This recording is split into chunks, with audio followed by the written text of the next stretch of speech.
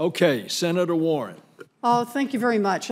Thank you very much, Mr. Chairman, and thank you, Ranking Member Collins, for holding this hearing. It's so important what you bring out here, and I want to thank every one of you for showing up. I also want to thank Senator Collins in particular. We hear down in Massachusetts about the education programs that you've run on this and trying to help warn people, and we're trying to learn from it.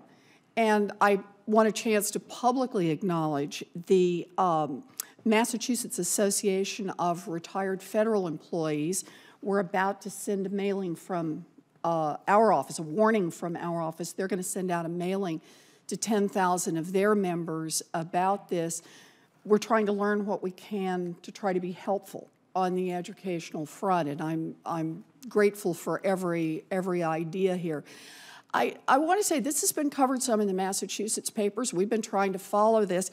And I read a piece in a Massachusetts paper reporting that the Federal Bureau of Investigation will not get involved in a fraud unless there is more than $1 million at stake. I haven't been able to verify this, but I'd just like to know, Sheriff King, have you heard anything about this, and do you have any comment on that? No, I don't know about that. I know they have oftentimes high dollar figures because they only want to work on the most impactful crimes. But I've just not, I've gone to the FBI.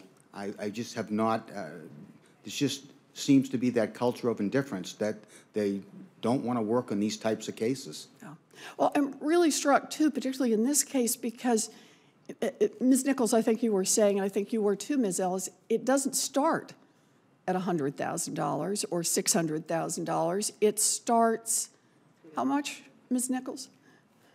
500 in the case of my dad. That's right, which sounds too small for federal involvement. And I very much take the point around this that perhaps our federal agencies need to rethink how they evaluate this sort of stepped-in scam that can involve thousands of dollars, hundreds of thousands of dollars, and the independence of an individual, the self-worth of an individual, which I think is a very serious part. And I appreciate your bringing a real sense of what's going on there. Thank you for coming forward and doing this.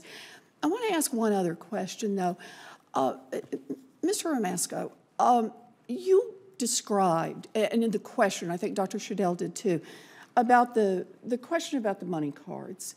You said it's the whole financial system, and you referred to this as money laundering, effectively, which made my ears perk up. We had a money laundering hearing just last week, and the conversation about money laundering was around drugs and around moving money out of countries where we have economic sanctions, such as Iran, and part of our national policy. National security policy is to make sure that we're not bringing in money from those countries, not trading. And we hold financial institutions responsible, at least on paper, we hold them responsible for money laundering. I think there's a serious question about enforcement there as well.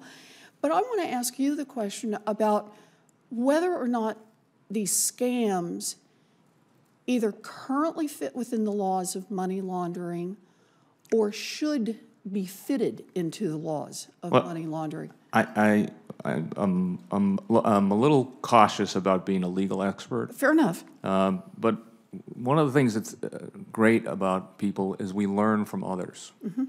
And my speculation is that these scammers have learned.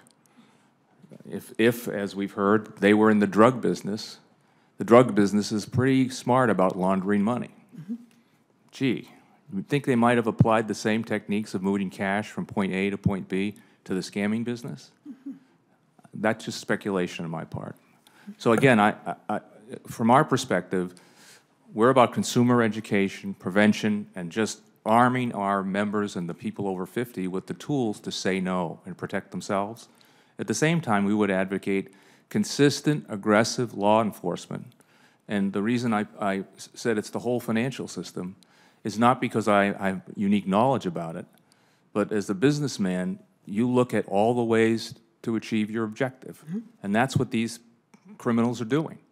And if they learned how to move money to buy drugs and all that kind of stuff, they probably know the ins and outs of the financial system and how to move money from Manhattan to Colombia to Jamaica. And I would suggest that it's the entire, we have to look at that. And I think you make an extraordinarily important point. Because you don't start out at $10,000 or $1 million, but if it, in collective, it impacts tens of thousands of our senior citizens, and if the MetLife study is even remotely close, at $3 billion, if someone showed up here and said, I'm going to steal $3 billion from seniors in America, I think there'd be a lot of people pretty upset about it. That's right. But if I it think happens we could probably gradually, get the police to respond. it would be, if it's gradually under the radar and offshore, it doesn't have the visibility and the powerful impact. Thank you. It's a very important point. Dr. Shadel, did you want to add? I'm just about over. I am over time, but I think he said it very well. The only thing I would point out that's in city, I don't want to necessarily defend law enforcement, although I was an investigator for a lot of years, and I gave up trying to catch con men because they were always one step ahead. Now with technology and with this Jamaican thing where there's having victims send money to each other, it is really, really challenging to try and figure out where the money's going. So, oh, thank you very much. But I'm quite sure that if we don't try, we will never figure it out, and that can't be the right answer. You know, I hope there is a special circle of hell for the people who prey on our seniors in this way. Amen. So, thank you.